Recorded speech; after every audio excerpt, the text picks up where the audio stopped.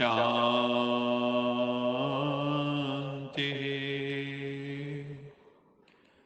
सत्यम शिवम सुंदरम सच्चित आनंद स्वरूप सत श्री अकाल मूर्त दिव्य बुद्धि दिव्य दृष्टि के दाता पतित पावन कृपा निदान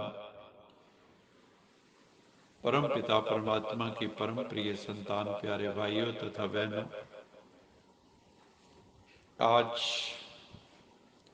30 मार्च 2022 की मुरली मंथन से पूर्व यश जी हमें बहुत ही सुंदर एक गीत सुना रही हैं। यश जी।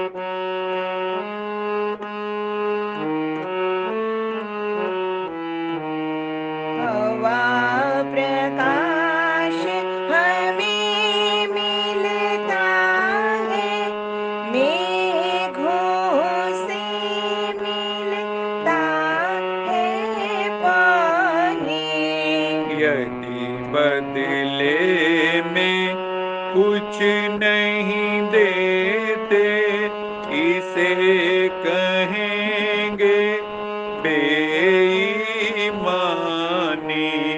इसीलिए दुख भोग रहे हैं, दुख को दूर भगाना सीखें।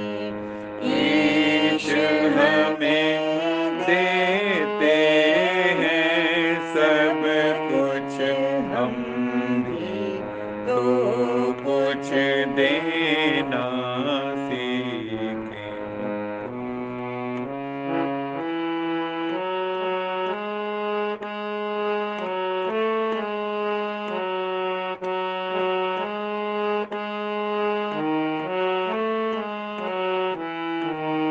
तपती धरती पर पथिकों को पेड़ सदा देता है छाया।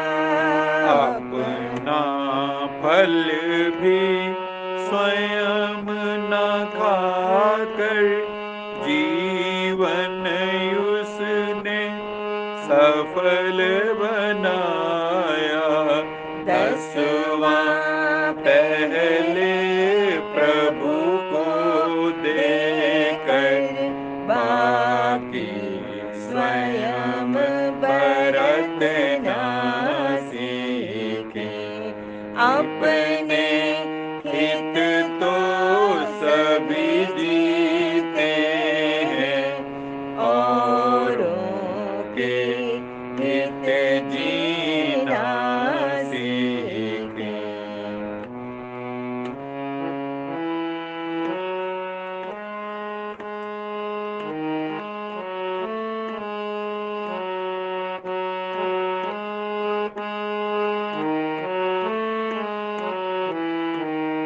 मानव जीवन दुर्लभ है, हम इसको मल से रहित बनाए। खिले फूल खुशबू देते हैं, वैसे ही हम भी बन जाएं।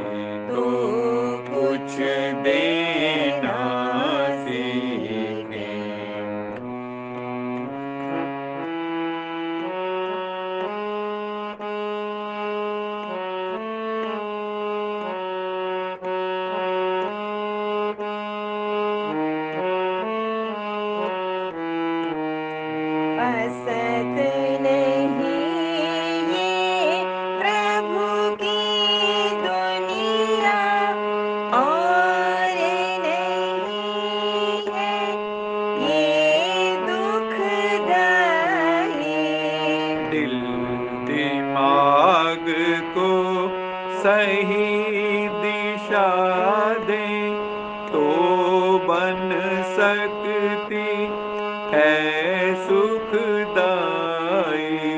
जन को प्रभु देते हैं सब कुछ, लेकिन जन तो बनना सीखे। ईश हमें देते हैं सब कुछ, हम भी तो कुछ देना सीखे। जो कुछ हमें मिला है प्रभु से वितरण, उसका करना सीखे। अपने हित तो सभी जीते हैं, औरों के हित जीना सीखे। जीना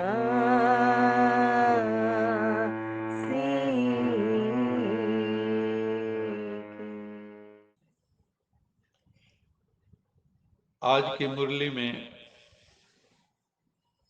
बाबा ने कहा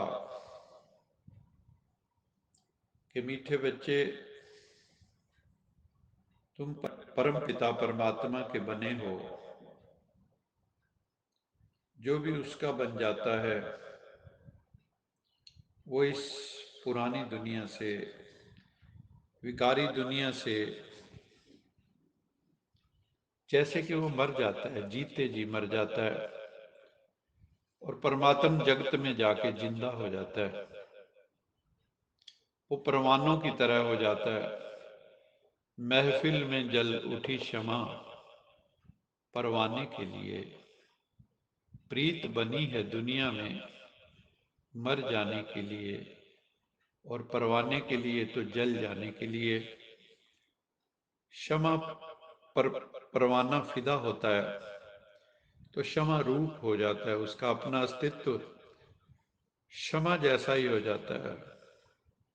इसी तरह से परमात्मा क्षमा है और हम आत्माएं उसके परवाने हैं। महफिल में जल उठी क्षमा, परवाने के लिए प्रीत बनी है दुनिया में, मर जाने के लिए, जल जाने के लिए। बाबा कहते अंत में तुम्हारी ऐसी अवस्था हो जानी चाहिए जो एक परम पिता परमात्मा के सिवाय इस दुनिया का कोई पदार्थ, इस दुनिया का कोई रिश्तेदार, संबंधी, कोई वैभव याद ना आए। बस मेरा तो एक शिव बाबा, दूसरा ना कोई। जैसे मीरा ने कहा था, मेरे तो एक गिरधर गोपाल, दूसरों ना कोई। तो ऐसी परिपक्व स्थिति अंत में हमारी आ जानी चाहिए। बस आत्मा उस परमात्मा क्षमा पर फिदा हो जाए।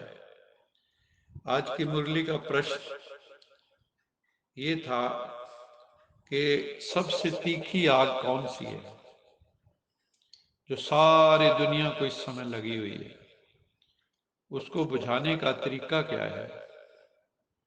बाबा ने कहा कि सारी दुनिया में इस समय काम वासना की आग लगी हुई है, सब उसी में झुलस रहे। ये आग बहुत ही तेज भड़की हुई है। इस आग को बुझाने के लिए ये हमारा ईश्वरीय मिशन है, रूहानी मिशन है। इसके लिए स्वयं को फायर ब्रिगेड बनाना है, उस आग को बुझाना है। और उस आग को बुझाने के लिए योग की शक्ति की जरूरत है, ईश्वरीय बल की जरूरत है। जब तक योग बल नहीं होगा, योग की शक्ति नहीं होगी, परमात्म बल नहीं होगा हमारे साथ, तब तक इस काम विकार पर हम जीत नहीं पा सकते। और ये काम विकार बहुत सत्यानाश करता है। इसलिए दिखाते हैं कि शिव ने जब तीसरी आंख खोली तो कामदेव भस्म हो गया। तो इसी तरह भगवान ने हमें जो ज्ञान का तीसरा नेत्र दिया है, जब वो हमारा नेत्र खुल जाता है तो ये काम भस्म हो जाता है। इसके अलावा दुनिया में अर्थ और काम, ये दो चीजों की आग ज्यादा ही कुछ लगी है। लोग धन के पीछे हैं और वासनाओं के पीछे हैं, कामनाओं के पीछे हैं, इच्छाओं का कोई अंत नहीं है।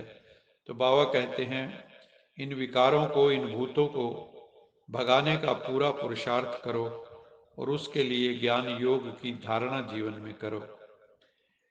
ये जो बाबा के बच्चे राजयोगी हैं, जो राजयोग के अभ्यासी हैं, प्रैक्टिशनर्स ऑफ राजयोगा, बाबा कहते हैं राजयोगी बच्चों के लिए जो आसन है वो कौन सा है। जैसे वो पद्मासन में, सुख आसन में, अर्ध पद्मासन में बैठते हैं, तो तुम बच्चों का आसन कौन सा है। तो बाबा ने कहा तुम्हारी जो विभिन्न स्थितियां हैं, मन की स्थितियां, आत्मिक स्थितियां हैं, वही तुम्हारा आसन। कभी सोमान की स्थिति में स्थित हो जाओ, ये भी तुम्हारा आसन है। कई सोमान बाबा ने हमें दिए, जैसे मैं मास्टर सर्वशक्तिमान आत्मा हूं, मैं ईश्वर का साथी और इस दुनिया का साक्षी हूं, हम कल्प वृक्ष की जड़ों में बैठे हैं, मैं संपूर्ण पवित्र आत्मा हूं। ये सोमान हम में रहेंगे तो नेगेटिविटी खत्म हो जाएगी और सकारात्मकता आएगी, हमारा एलिवेटेड पैटर्न ऑफ थॉट हो जाएगा। तो बाबा कहते हैं कभी फरिश्ते बन जाओ, एंजेलिक स्टेट में चले जाओ, एंजेलिक वॉक करो। कभी लाइट हाउस बन जाओ, माइट हाउस बन जाओ, और कभी फिर प्यार में लीन हो जाओ, लवलीन स्थिति। वही महफिल में जल उठी क्षमा परवाने के लिए। तो क्षमा के ऊपर फिदा हो जाए परवाना, लवलीन स्थिति से ही कहते हैं। जैसे आसन पर एकाग्र होकर बैठते हैं ना, ऐसे आप भी भिन्न भिन्न स्थिति के आसन पर स्थित होके जो वैरायटी स्थितियां हैं उनका अनुभव करो। जब चाहो अपने मन बुद्धि को ऑर्डर करो। मन बुद्धि आपके ऑर्डर में होने चाहिए। मन बुद्धि योगी के ऑर्डर में होते हैं, और संकल्प करते ही उस स्थिति में स्थित हो जाओ। बाबा कहते यही राजयोग की सिद्धि है। ऐसी आत्माओं को ही कहेंगे राजयोगी, स्वराज्याधिकारी आत्माएं। परमपिता परमात्मा सत्यम शिवम सुंदरम कहते हैं मेरा बनने से तुमको इस दुनिया से मरना होगा। अंत में तुम्हारी ऐसी अवस्था आ जाएगी, तुम क्षमा परवाने, क्षमा आई है परवानों को साथ ले जाने के लिए। इसलिए निष्कामी बनना है, काम से ऊपर उठना है, अक्रोधी बनना है, निर्लोभी बनना है, निरहंकारी बनना है, निर्मोही बनना है, नष्ट मोहा स्मृति लब्धा बनना है।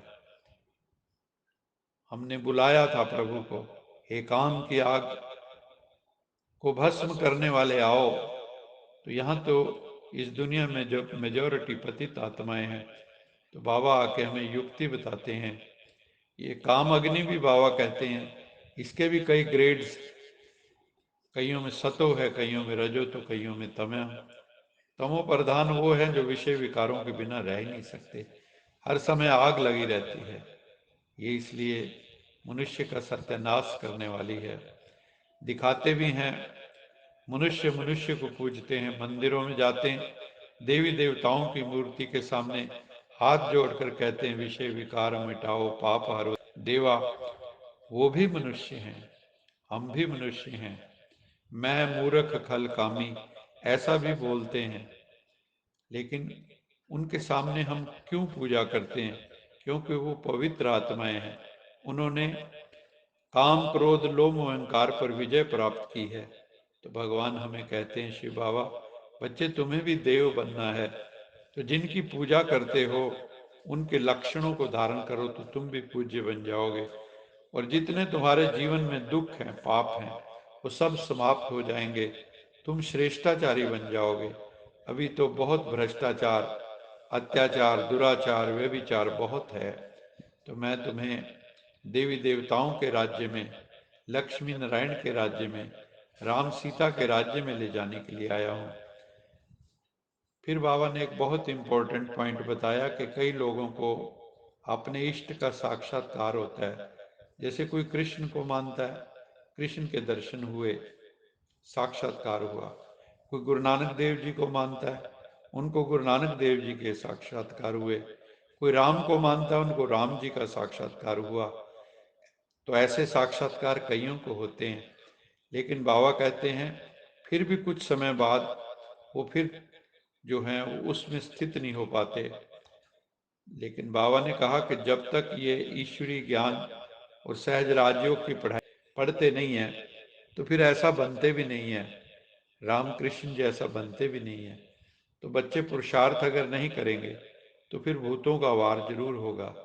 और सबसे बड़ा भूत जो है वो है बॉडी कॉन्शियसनेस, स्त्री पुरुष का भान बुद्धि में रहना चाहिए। बाबा ने कहा कि अब ये सृष्टि रूपी खेल अंतिम पड़ाव पर है, हमें ये पुराना चोला छोड़ना होगा।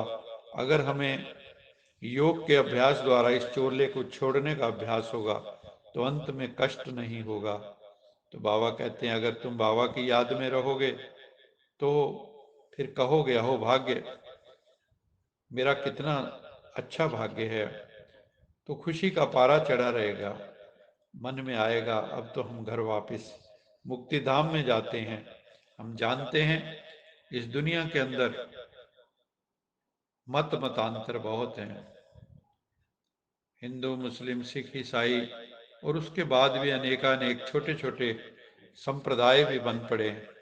उनके भी जो है मान्यताएं अलग अलग हैं, और कितने गुरु हैं, उनकी भी संख्या कितनी है, सबकी अपनी अपनी मत है। कई कहते हैं शिव बाबा का ज्ञान बहुत अच्छा है, लेकिन बाहर जाते हैं तो फिर भूल जाते हैं। आते तो बहुत हैं, परंतु तकदीर में नहीं है तो दोबारा नहीं आते। फिर जिनको कोई मर्तबा मिला है, जैसे कोई शंकराचार्य या कोई ऊंचे मर्तबे वाले गुरु हैं, तो वो आ भी नहीं सकते, इसलिए गरीब ही ये ज्ञान उठाते हैं। क्योंकि यहाँ तो आके बच्चा बनना पड़ता है शिव बाबा का। कोई सन्यासी गुरु इतने सब फॉलोअर्स को छोड़ के कैसे आएंगे। सो यहाँ तो है भी प्रवृत्ति मार्ग, मेल फीमेल दोनों को इकट्ठा रह के पवित्र रहना है, तो ये भी बहुत बड़ी साधना है। बाबा ने कहा यहाँ पे कितने ढेर के ढेर आते हैं, लेकिन ज्ञान के मतवाले तो बहुत विरले बनते हैं, क्योंकि ज्यादातर आत्माएं भक्ति में ही डूबी हुई हैं, जब तप दान पुण्य करते रहते हैं। भगवान हमें आके कहते हैं बच्चे तुमने आधा कल्प भक्ति की है भगवान से मिलने के लिए, तुम बहुत अच्छे भगत थे, अब भगवान आया है तुम्हें ज्ञान देने के लिए। तो ज्ञान योग को सीख के अपने जीवन को पवित्र बनाओ। शिव बाबा बेहद का सर्वोदय लीडर है, जो सर्व का उदय भी करता है और सर्व पर दया भी करता है। सारे विश्व पर दया करने वाला परम पिता परमात्मा है। तुम जानते हो बाबा हमको विश्व का मालिक बनाने के लिए आए हैं, हमें एवर हेल्दी एवर वेल्दी बनाने के लिए आए हैं। तुम बच्चों के कदम में पदम भरे हुए हैं, तुम पदमा पदम भाग्यशाली आत्माएं हो। तुम बहुत जबरदस्त कमाई कर रहे हो, मेडिटेशन के द्वारा, सेवा के द्वारा। खुद भगवान कमाई करने की तुम्हें राय देते हैं। राय पर चलने से तुम स्वर्ग में पहुंच जाते हो, बैकुंठ में पहुंच जाते हो, जहां कोई कुंठा नहीं होती। फिर बाबा ने कहा इस कमाई को तो चुपचाप बस भीतर ही भीतर ये कमाई करते रहना है। कर्म इंद्रियों से कर्म करो, परंतु दिल साजन की तरफ हो। हाथ कारवल दिल यारवल, हाथ में काम हो और दिल में उस दिलवर की याद हो, तो बेड़ा पार हो जाएगा। तो बाबा कहते हैं अगर आप रूहानी सेवा करते रहोगे तो कमाई बहुत भारी होगी। आज का स्लोगन है वफादार वो है, परम पिता परमात्मा के प्रति वफादार वो है जिसे संकल्प में भी कोई देहधारी आकर्षित न करे। ज़्यादातर दुनिया में पदार्थों का, शरीरों का आकर्षण होता है, लेकिन जो परमात्मा से जुड़ जाती है आत्मा, जो परमात्मा की आज्ञाकार वफादार हो जाती है, तो वो किसी देहधारी के आकर्षण में नहीं फंसती है। वो तो फिर ज्योति स्वरूप परमात्मा के पास जाकर अपनी भी ज्योति को पूर्णतया जागृत कर लेती है। इसलिए वफादार वो है जिसे संकल्प में भी कोई देहधारी आकर्षित ना करे। अच्छा, मीठे मीठे सिकिले दे बच्चों प्रति माता पिता बाप दादा का याद प्यार। Good morning. रूहानी बाप की रूहानी बच्चों को नमस्ते। हम रूहानी बच्चों की रूहानी माता पिता बाप दादा को याद प्यार, गुड मॉर्निंग और नमस्ते। सदा रहो हंसते कहीं नहीं फंसते बन जाओ फरिश्ते बांध लो अपने बसते चलो प्रभु के रास्ते। वाहेगुरु जी का खालसा वाहेगुरु जी की फतेह। बोल साचे दरबार की जय। जय। लोका समस्ता सुखिनो भवन्तु। लोका समस्ता सुखिनो भवन्तु। लोका समस्ता सुखिनो भवन्तु। ओम